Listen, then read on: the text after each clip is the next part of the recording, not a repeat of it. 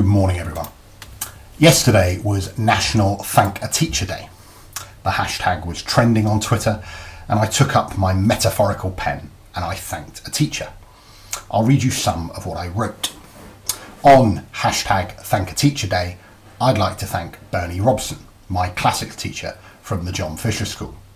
He's the reason why I went to Magdalen College, Oxford. He's why I became a teacher, and he's why I became head of Prior Park. I then started thinking about that particular teacher and what he meant to me. I thought that I might share that story with you today. Mr. Robson wasn't ever my form teacher or my head of house. He was just one of those teachers who seemed to care and who was always there at the important moments in my life as a preteen and a teenage boy. I first encountered him as a rugby coach when I was in the lower 3 or year 8. I spent the whole of my year 7 desperate to be actually good at rugby, and I just wasn't. I couldn't get into my school's D team.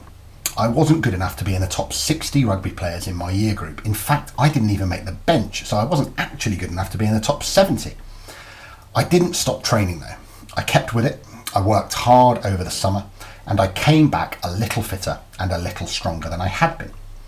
It must have been in the first week of training in year 8 that Mr. Robson, the B team coach, came and had a look at the also-rans, as we thought of ourselves. I must have had a reasonable training session, and I was invited to train up with the Bs and Cs. A couple of games for the Cs, a couple of tries, and I was in the Bs. A couple more matches with the Bs, and I was asked to captain them. A couple of matches as captain, and then I was in the A team. I learned how to play the game, admittedly a very rugged, enthusiastic 1990s version of the game. I learned a little how to lead a team. I learned to love a sport which I've loved ever since, and in my rather unreconstructed all-boys schools of the mid-90s, I got an identity and a little bit of kudos. I was so grateful to him for the chance. But I never said thank you. A few years later, I was struggling a little. Not in a rugby sense, that was still going well. 18 player, unbeaten team, all good. Now, I was struggling in life more generally. My parents had spent ages going through a horrible, messy and heartbreaking separation.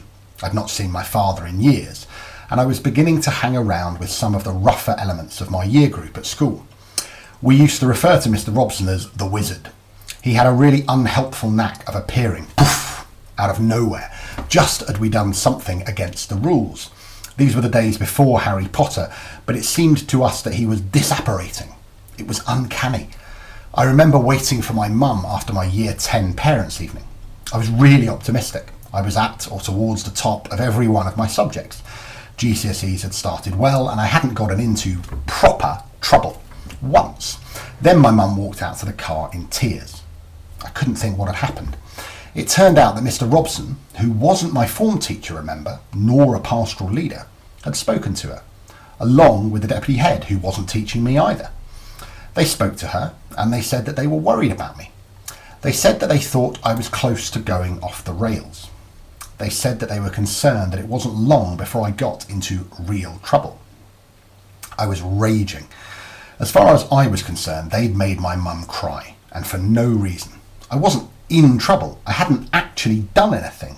My work wasn't suffering. I was driven home by my sobbing mother, and I got more and more angry.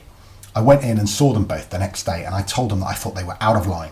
What right did they have to tell my mum things were going badly for me? What evidence did they have? I was quite a bolshy teenager. They looked at me and, to be fair, apologised for upsetting my mum, but they didn't go so far as to apologise for what they had done. They asked me to consider why they did it, to consider who I was hanging around with and what I was doing to my life chances. I did. I thought about it every day for weeks, and I gradually slipped away from those friendships that were toxic. I worked even harder, and I not only didn't get into any trouble, I didn't come close to getting into trouble.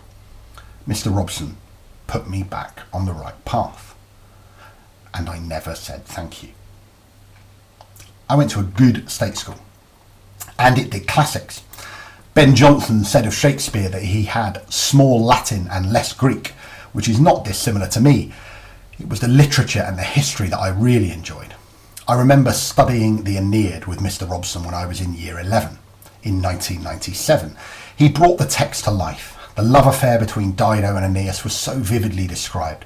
I was 16. I didn't know anything about love, let alone the self-destructive love of that mismatched pair. However, when he spoke about it, I began to understand a little of the conflict between love and duty that Aeneas felt. It was then that I thought, I'm going to do this subject at university. Now, no one in my family had ever gone to university before, but it was those lessons that let me believe that it might just be possible. At the same time, I began a political awakening. Mr. Robson was a dyed-in-the-wool, hard-left, old Labour man. He told us that he had burned his party membership card before the 97 general election because Tony Blair had betrayed the party. I remember him coming in on May the 2nd, the day after Tony Blair's Labour won their crushing majority, and telling us that far from spoiling his ballot paper as he'd promised he would, he had in fact voted for Blair. He explained it as something tribal. He couldn't bring himself to stop, even in small part, a Labour government from winning. He showed me that politics mattered. He showed me that no matter who you voted for, it was vital that you voted.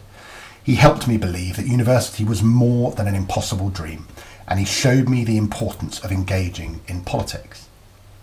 And I never said thank you. 18 months later, and I'd done well in my GCSEs. I was loving my sixth form, and my A-levels were on track. People were beginning to think about university, and so was I. I then found out that Mr. Robson, who oversaw my school's very limited Oxbridge programme, had invited some pupils to a session to discuss the possibility of applying to Oxbridge. I wasn't invited. I marched into his small, poky office and demanded to know why. My bolshiness clearly hadn't deserted me. He leaned back in his chair, raised an eyebrow and said, "Oh, I didn't think you'd be interested in that." He played me like a balalaika. I immediately thought, I'll show him. I attended every session, I read every book, whether it was linked to my course or not, and I even went on an open day, which wasn't all that common back then. I then applied to Oxford, went to interview and got in. My friend Manny, who was also one of Mr. Robson's pet projects, got in to Oxford as well. We were the first pupils for 7 years from my school to make it into Oxbridge.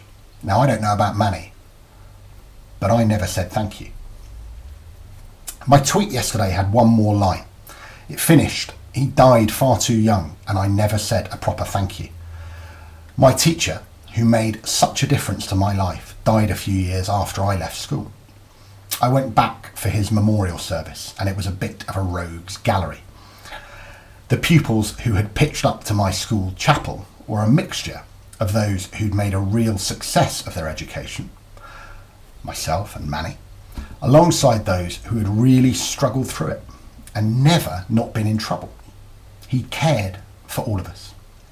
Mr. Robson had shown us all time and attention and love, and I never said thank you. I hope that he knew. I hope he understood what a difference he'd made to my life. He's absolutely the reason that I became a teacher. I wanted to help young people experience joy about education. I wanted them to love the subjects that I love. Most of all, though, I wanted to help them. I wanted to care for them. And I wanted to show them that good teachers are always there for you. I hope that I'm a tenth of the teacher that he was. On my dog walk last night, I had a prior parent stop their car, pull over, wind down their window and say, from a socially distant 2 meters, "Thank you, it's going well. My kids are working hard and they're enjoying what you are all providing. Thanks." It absolutely made my day. It made me think of all the times I should have said thank you, but didn't. It made me think of Mr. Robson, and it made me promise that I'll keep trying to honour his memory by helping the young people that I serve. I'll ask you to pray with me now, this prayer about making a difference. Grant, gentle Father, that your Spirit may give us the will and the courage to act to make a difference, in order to make real your kingdom among us, so that we may all live together in peace, truth, justice and love, sharing the resources of our earth. Amen. Have a great weekend and a brilliant half term. Thank you.